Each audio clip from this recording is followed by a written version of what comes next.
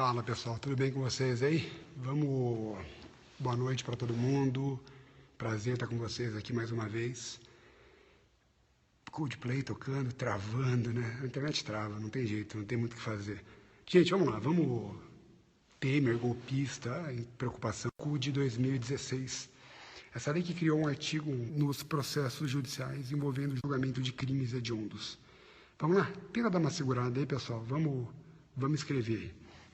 Seguinte, vamos abordar os seguintes pontos. Em primeiro lugar, qual que é o fundamento? Qual que é o fundamento constitucional dessa nova mudança no Código de Processo Penal? Em segundo lugar, qual é a aplicabilidade desse novo dispositivo? E em terceiro lugar, se isso tem algum efeito prático. Vamos conversar sobre isso, então. Em primeiro lugar, essa modificação, essa criação no CPP, né, de falar que os processos envolvendo os crimes hediondos têm prioridade de tribunal, isso tem um fundamento constitucional. A Constituição Federal, ela cria duas extremidades. Vamos imaginar uma linha reta com dois extremos. Um extremo, de um lado, nós temos o artigo 98, inciso 1, que são as infrações penais de menor potencial ofensivo. Na outra extremidade, nós temos o artigo 5º, inciso 43, que são os crimes hediondos e equiparados. Veja, em um extremo, um polo mínimo, a gente tem as infrações penais de menor potencial ofensivo. No outro lado, no máximo, nós temos os crimes hediondos e equiparados. E o que está no meio disso? O que está no meio disso é a criminalidade comum. Veja, o que eu quero que vocês acompanhem o raciocínio comigo aqui. Da mesma forma que nós não podemos dar um tratamento de crime comum para uma infração penal de menor potencial ofensivo, porque a Constituição determina um tratamento penal mais brando, da mesma forma, a gente também não pode dar um tratamento de crime comum para um hediondo ou equiparado, porque a Constituição determina um tratamento mais gravoso. Tudo bem? É por isso que a Lei dos Crimes Hediondos tem disposições especiais, né? Uma progressão diferenciada de regime prisional, falava de um regime integralmente fechado, o Supremo disse que isso era inconstitucional, depois um regime inicialmente fechado, o Supremo disse que isso também é inconstitucional, e agora, enfim, proibição de anistia, de graça, indulto, um tratamento diferente para o livramento condicional, enfim, tem muita coisa diferente.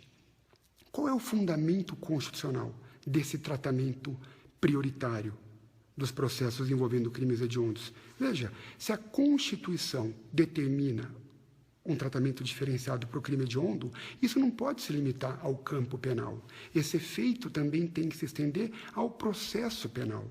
De nada adianta a Constituição mandar dar um tratamento mais severo para os crimes hediondos e o processo ficar parado, e o processo não andar e ter o mesmo tratamento que um crime comum.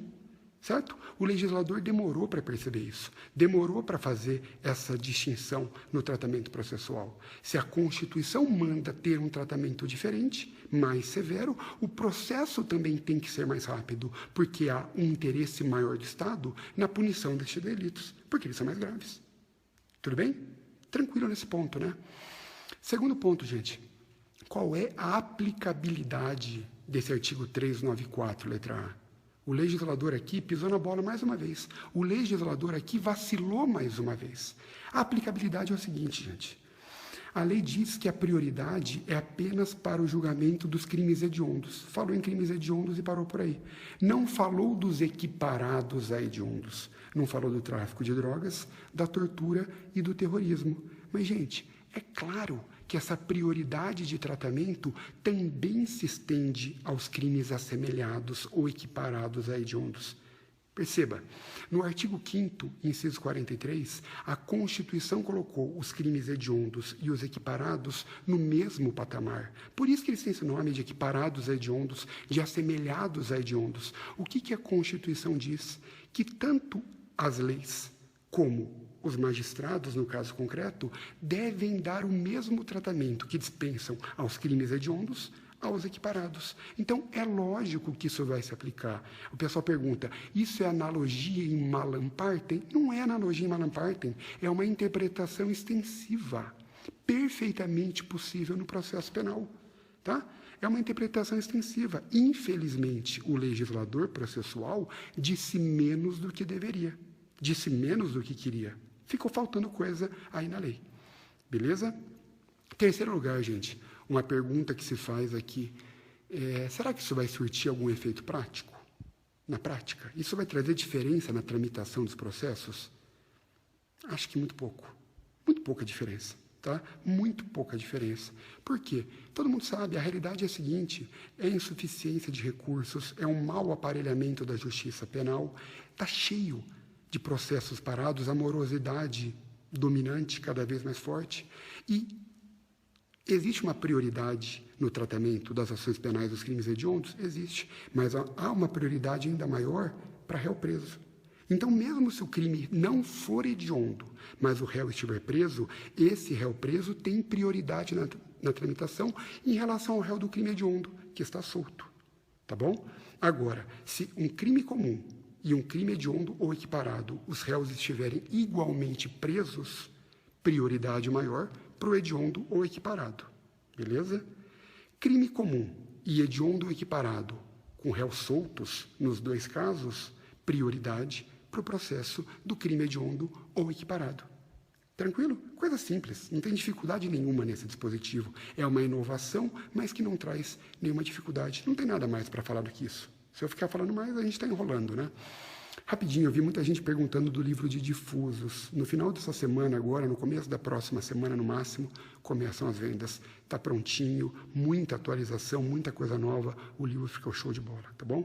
Pessoal, é isso. Então, obrigado para todos vocês aí, pela presença de todos. Muita gente falando que está travando. Mas trava, né? Não tem jeito. A internet no Brasil cada vez mais limitada. Então, obrigado pelo carinho de vocês. Obrigado pelas palavras aí. Ótimos estudos. Ótima noite para vocês. Fiquem focados nos seus objetivos. E até o nosso próximo encontro. Tchau.